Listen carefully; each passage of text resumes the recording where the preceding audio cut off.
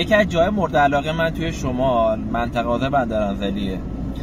اگه دنبال خوراکی خاص و چیز باحال و نوشابه انرژیزا و یه سری لباس و این چیزا هستی، اونجا خوب پیدا میکنی. هم قیمتشون مناسبه، نه پایین نیست ولی قیمتشون مناسبه، ولی جور همه چی اونجا. یعنی تو هر چی که تو بخوای تهیه بکنی اونجا میتونی خیلی جور پیداشون بکنی. نه نوشابه انرژیزا اگه مثل من خیلی اهلش هستی، اونجا همه مدلش هستش. اگه اهل شکلات و خوراکی و این چیزا هستی، اونجا همه مدلش هستش. لباس اینا هم بد نیست، لوازم برقش خیلی جالب نیست واقعتش، ولی باحاله، برای رفتن باحاله. و منم کلا پاتوقم، یعنی هر بار که شمال میام یه سری اینجا هم میزنم، یه 4 تا چیز خوراکی کوچیکم شده میگیرم، به میچسبه کلا. حالا بریم با هم دیگه اونجا نزدیک ببینید، تا اونجا که بتونم فیلم میگیرم براتون، یه ولاگ کوچیکی میگیرم که اگه شما نرفتید ان شاءالله حتما برید یه سر بزنید، باحاله.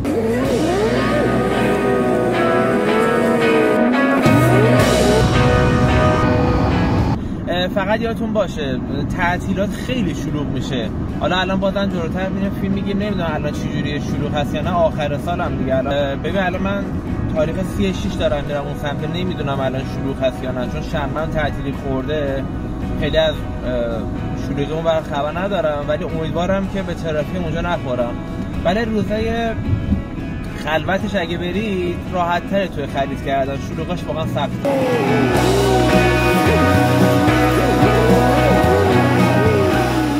همونطور که مطمئن بودم به ترافیک خوردیم. ترافیک ورودی پارکینگشه، ببین.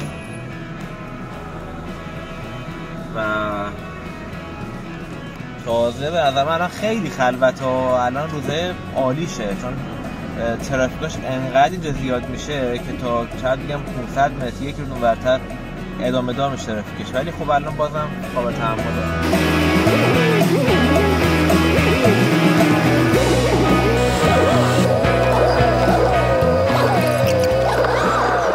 خب وارد پارکینگ چی میشیم؟ ببین اونجا یه ساختمان هست آبی رنگه که آکواریومه. من تا حالا نرفتم، اون شکلی هست داخلش، ولی میگن که بد نیستش. ما نرفتیم. اینجا مجتمعات تجاری هستش کنار هم دیگه که ونوس از همه‌شون معروف تره و مردم معمولا اونجا میرن. ولی خب جای دیگه هم هست که الان 9 سال سر ساختنش رو باحاله. و اگه تعیین خمون اگه بگیریم بریم با هم دیگه به ساحلش میرسیم. یه ساحل تقریبا معمولی هم داره که اگه دنبال گشت تو ساحل و این چیزا هم هستید براتون اینو گذاشتم. خیلی شلوغه، خیلی شلوغه. البته بگم هنوز با اون شلوغی که من قبلا دیدم هنوز نرسیده، یعنی این شلوغ‌تر هم من دیدم. ولی اگه پارکینگ رو نگاه بکنید خیلی شلوغه.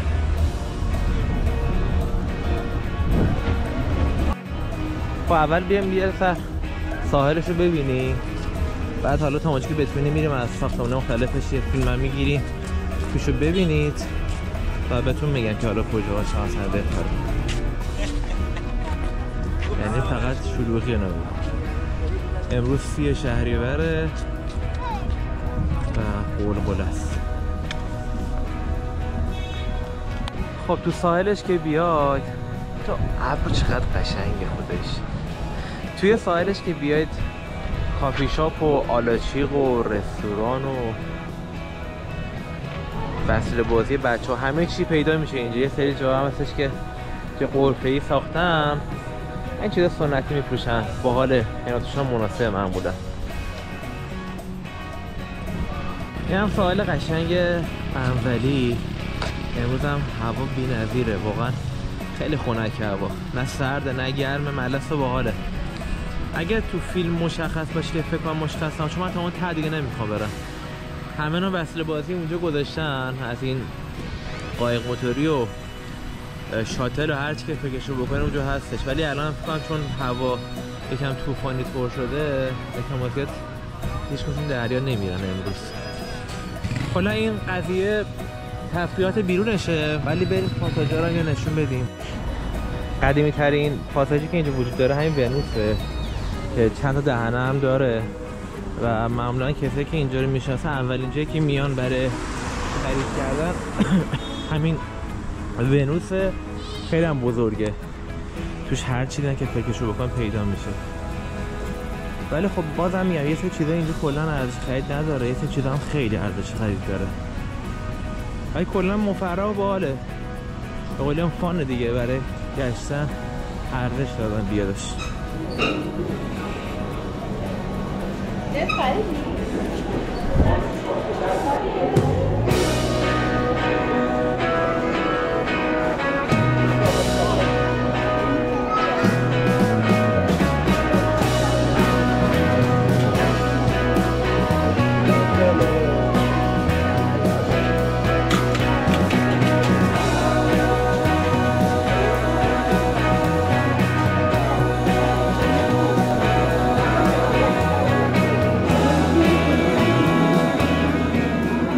دلالی که من پا میشم میام اینجا برای خرید همین قضیه خوراکیاشه.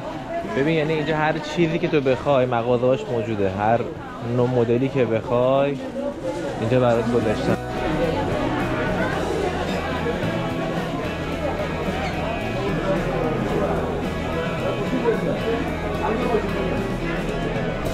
ببین بازار لباسش عموما بیشتر برای خانوماست. قیمتشون پایینه ولی من خیلی سر نمیارم حالا از جنس و کیفیت خوب باشن یا نه. ولی خب خوراکیاش و ایناش با خودش خیلی عالیه. خوراکیش، عینکش، لیوان، ماگ، عروسک، اینا رو تو با قیمت خیلی مناسب تر اینجا پیدا بکنی. ولی من تا حالا نشده اینجا لباس یه چیزی بخوام بخرم، چون فکر نمی کنم چیزی مناسبی داشته باشه برای من. قیمتشون بد نیست ولی لوازمات برقیشون قیمتشون بالاست. یعنی اگه بری برقی بپرسی ازشون قیمتشون اصلا قیمت پایینی نیستش، قیمتی حتی کفی هم نیستش، قیمتش یکم بالاتر از قیمت معقول بازاره. داخل خیلی شلوغ بودن تا فیلم بگیرم. ببین بازار لباسش بیشتر برای خانوماست، قیمتاش هم اونطور که اتیکت خورده قیمت پایینیه، ولی اینکه حالا چقدر کیفیت داره رو نمیدونم، واقعا تشخیصش نمیتونم بدم. ولی برای آقایون خیلی چیز خاصی نداره که تو بخوای روی لباس آقایون حساب بخوای باز کنی. ولی بازم میگم برای خوراکی و برای عینک، برای ماگ، برای اسباب بازی اینا چیز خوبی داره. قیمتش هم حتی یه سری جاش قیمتش پایین‌تره. مثلا آبجو، چه میدونم ماه و شعیر و نوشابه انرژی داشت قیمتش از تهران خیلی پایین‌تره. اگه دوست داری مثل من حتما اینجا بیا بخر. ولی خب یه سری چیزاش هم واقعا مثل برقش واقعا قیمت مناسبی نداره دیگه، یعنی حتی از قیمت کف هم بالاتره، چون بازار لوازم برقی واقعا اینجا نیستش. اینجا هم پاساژ کاسپیان یکی از قدیمی‌های اینجا، دوباره پاساژ کامل خوبیه. می‌بینی بیشتر برای لباس خانوما رو گذاشته اینجا تا آقایون. کفش و کتونی هم بد نیستش. من اینجا کتونی گرفتم، کیفیتش هم بد نبود خودش. کتونی‌های خوبی داره. حالا جنس خوبش باید بگیری دیگه، قیمت پایینش هم داره تو به بالاش، ولی خوبه خودش. من گرفتم هم ارزون بوده هم کیفیت خودش خوب بوده.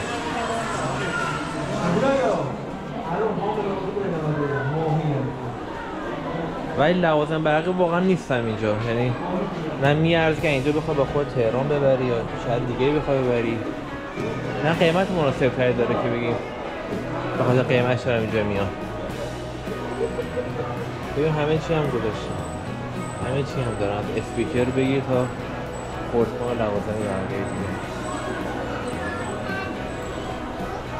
این لباس خانم‌ها 400 تومن ایناست، ولی خب جنسش رو نمیشناسم بهت بگم حالا جنسش خوبه یا بده. شما تو کاسپیان کلا لوازم برقی و خونگی زیاد می‌بینی، لباس پوشی زیاد می‌بینی، خوراکی هم می‌بینی، ولی خب بیشتر تمرکزشون روی لباس و چیزای برقیه.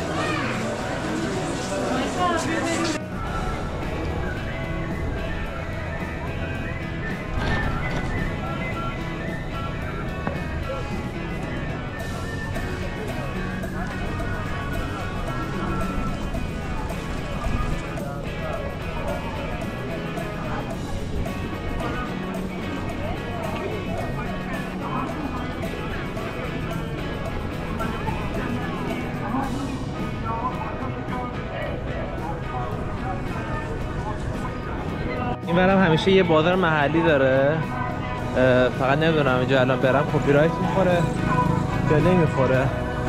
احتمالاً آهنگشو بردارم از اینجا بعد.